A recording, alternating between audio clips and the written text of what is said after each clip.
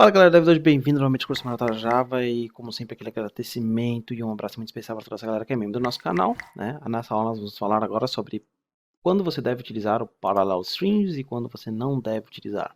Bom, basicamente, a melhor forma de você decidir se você pode ou não, se você deve ou não utilizar, é você fazer benchmarks, né? Então essa é a melhor forma de você ver realmente se o Parallel Strings está afetando a performance do desempenho do seu código. Então, sempre que você for utilizar, né, você tenta ver o processamento, tenta utilizar umas bibliotecas externas, ou até mesmo aquele simples pegar o tempo no início e no fim, para saber se realmente os dados, utilizando esse parallel strings, estão sendo retornados de forma mais rápida. Outra coisa que você tem que tomar cuidado na hora de utilizar os parallel strings é a parte de unboxing e a parte de boxing, né, que é você trabalhar com tipo primitivo e wrapper. Independente de você estar usando múltiplas threads ou não, ainda tem um custo na performance. Então, quando você estiver utilizando parallel strings, toma cuidado para ver se você também não está adicionando um pouco de, digamos, processamento para você ficar fazendo boxing unboxing. Tá? Você dividir uma tarefa em diferentes threads, né, para diferentes trabalhadores, tem sim um pequeno impacto na performance. Então, se for muito pequena a sua tarefa, né, o impacto de você dividir ela para você poder paralelizar é maior do que se você estivesse fazendo numa thread só. E você tem que tomar cuidado, porque tem algumas operações que são muito ruins para fazer de forma paralela. Por exemplo, o limit e o find first são operações que não essas foram feitas para se trabalhar paralelamente, né? Você pode acabar tendo problema, principalmente porque o find first, por exemplo, ele precisa que você tenha tudo ordenado. O find any já é bom para você utilizar em strings paralelos, justamente porque a partir do momento que você achou um, já era. A outra coisa que você precisa levar em consideração é o custo total da computação. Como assim? Geralmente, quando você está trabalhando com strings, você vai ter uma quantidade de elementos e uma quantidade de processamento. Quanto maior a quantidade de processamento que você precisar fazer, geralmente você vai se beneficiar se você conseguir fazer esse processamento de forma paralela, porque você tem duas ou mais threads trabalhando no mesmo problema. Então, meio que uma regrinha assim de ouro é que geralmente, né, o processamento, se for muito alto, você vai se beneficiar do uso de múltiplas threads, ou seja, de parallel strings. A outra coisa que você precisa tomar em consideração, tomar cuidado, é a quantidade de dados, né, que eu falei para vocês. Se a quantidade de dados for muito pequena, né, não vale a pena você utilizar parallel strings, porque o custo para você paralelizar é mais alto do que o custo para você simplesmente utilizar uma thread para você trabalhar no processamento dela. Então, lembre sim da quantidade de dados. Outra coisa é tipos de coleções. Então, por exemplo, algumas coleções elas são muito boas para você trabalhar de forma paralela. A arraylist é excelente. Linked list é uma bosta, porque você precisa percorrer a lista inteira. O iterate do string é ruim. O range closed já é melhor. O set já tem uma performance melhorzinha. Então, sempre que você for utilizar, é bom você dar uma pesquisada, porque ajuda, né? Você ter uma noção se a coleção que você está trabalhando realmente foi feita para trabalhar de forma paralelizada. Quando você tem as coleções, você também tem o tamanho do string, né? Geralmente, os strings que já têm um tamanho definido são melhores para você paralelizar. Por exemplo, se você tem um string que vai ser criado dinamicamente, você talvez tenha problema para paralelizar, porque para paralelizar, né, a gente vai ver como é que funciona, a tarefa precisa ser dividida. Se você não sabe tanto de tarefa que você tem, como é que você vai dividir, né, a quantidade de tarefas? Então a performance acaba diminuindo bastante.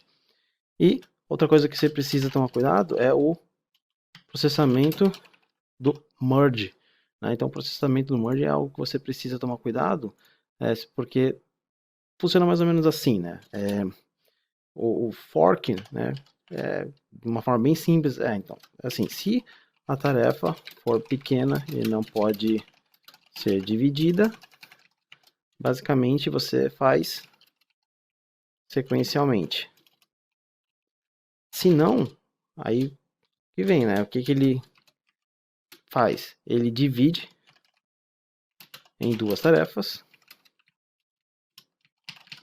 Em seguida, ele chama o mesmo método recursivamente. Ele espera todas as tarefas serem completadas.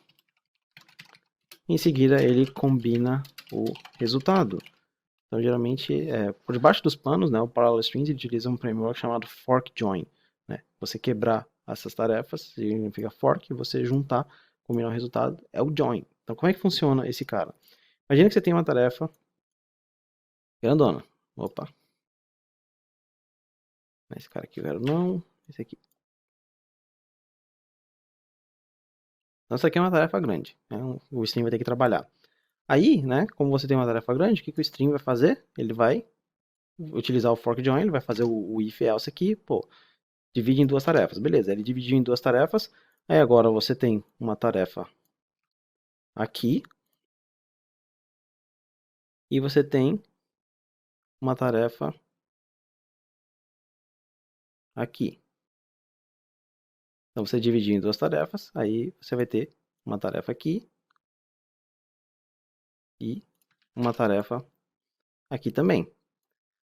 Mas aí ele vai executar isso recursivamente, significa que pode ter ainda a divisão em mais tarefas. Então ele pode quebrar isso aqui, né, em ainda mais. Então esse cara aqui, deixa eu usar esse aqui. Ele pode dividir. Então, ele quebrou esse cara aqui. Ele quebrou esse cara aqui em mais duas. Então dividiu aqui. Pode jogar esse cara para trás. To back. To back. Então ele divide igualmente. Aí você tem mais duas tarefinhas, né? Aqui, aqui, aí copia aqui, Ctrl C, Ctrl V, você tem mais duas, tá? Então, tudo isso que ele vai quebrando é o fork. Então, fork, fork, fork, fork, fork, fork. E aí o negócio é, quando fica muito pequeno, ou seja, if a tarefa é pequena e não pode ser dividida, o que ele vai fazer? Executar sequencialmente.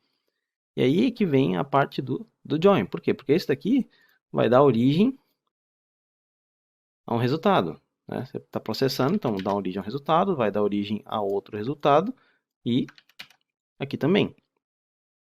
Aí você tem esses resultados que precisam ser juntados. Tem esses dois resultados que precisam ser juntados nesse resultado um pouquinho maior aqui e a mesma coisa aqui. Ou seja, o resultado desses dois aqui tem esse e esse. Quando você faz isso, esse resultado, a gente tivesse que traçar uma linha aqui. Aqui é o momento onde ele não pode mais quebrar as duas tarefas e ele vai começar a fazer o join. Então, a partir daqui, dessa outra linha aqui, é quando ele começa a fazer o join, que é o processamento do merge. Então, você juntar esses dois nesse aqui, esses dois nesse aqui, e esses dois aqui você também precisa juntar.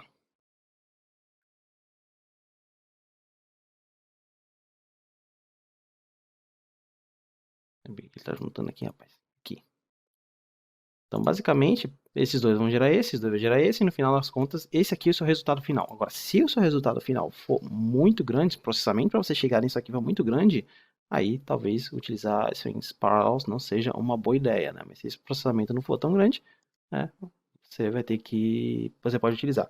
No final das contas, né, não tem jeito, né? Você tem essas dicas, né, essas práticas, mas no final das contas você vai ter que fazer uns benchmark para realmente ver o resultado. Mas, se você precisar responder numa entrevista, pelo menos você já tem uma ideia mais ou menos de como funciona e se safar de umas pegadinhas. Bom, então, espero que vocês tenham gostado. Vejo vocês na próxima aula. Até mais!